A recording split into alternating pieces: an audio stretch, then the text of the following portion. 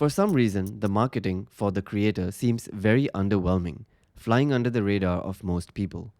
Even I probably wouldn't have heard of it were I not a filmmaker myself, because this movie's biggest marketing strategy, it seems, has been that it was not shot on a regular cinema camera, but on a prosumer level camera instead. But shooting on an FX3 shouldn't be its main selling point. The movie itself is not bad. The story has a good concept around a war against AI.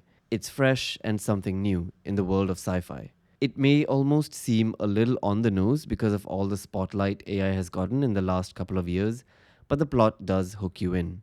Will this be our reality in the near future? Maybe. And the potential of such a world becoming our reality does leave you wondering. The cast and crew is pretty star studded. Director? The guy who directed possibly the best Star Wars film. Cinematographer? The fellow who shot the likes of The Batman and Dune. Music? Hans Zimmer.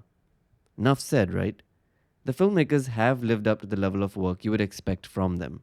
They've managed to show a world which feels raw, real, and rich in depth. And the actors, especially a special performance by the young Madeline, all do good work.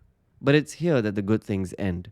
The story feels extremely rushed. You're thrown into the world almost immediately as the film begins. It jumps from one thing to another without a moment's rest.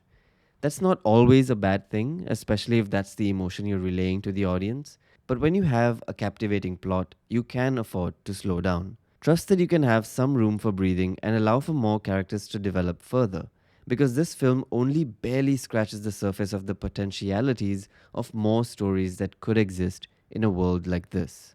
Certain plot points were predictable, which was a little disappointing.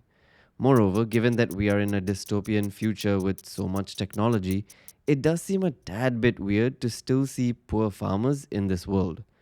Or am I just being overly optimistic of the future of humanity? Because it does seem silly, in a world where characters have detachable cybernetic limbs, there is still poverty, especially in the parts of the world shown to support and defend AI. Surely they would be leading better lives if they were living harmoniously with the AI.